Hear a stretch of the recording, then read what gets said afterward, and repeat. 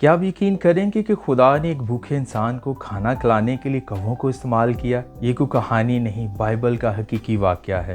एलिया नबी एक मुश्किल वक्त से गुजर रहा था। मुल्क में कहत था, बारिश बंद हो चुकी थी, खुराक कम होती जा रही थी। खुदा ने एलिया को एक नाले के किनारे जाने का हुक्म दिया। वहाँ पानी तो था, लेकिन खाना कहाँ से आता? फिर खुदा ने एक हैरत अंगेज काम किया। हर सुबह हर शाम कौवे एलिया के लिए रोटी और गोश्त लेकर आते थे। सोचिए, वही परिंदे जो खुद खुराक तलाश करते हैं, खुदा के हुक्म से एक नबी की खिदमत कर रहे थे। ये वाकया हमें याद दिलाता है कि जब खुदा हमारी फिक्र करता है तो वो रोटी पहुंचाने के लिए गैर मुतवक्को ज़राए भी इस्तेमाल करता है। अगर आज आप किसी ज़रूरत या परेशानी में हैं तो याद रखें, जिस खुदा ने एलिया के लिए कौवों को भेजा था, वो आज भी अपने लोगों की ज़रूरत पूरी करने की कुदरत रखता है। जब खुदा आपका निगहबान होगा तो रोज़ की रोटी हालात से नहीं, खुदा के हुक्म से जारी होगी।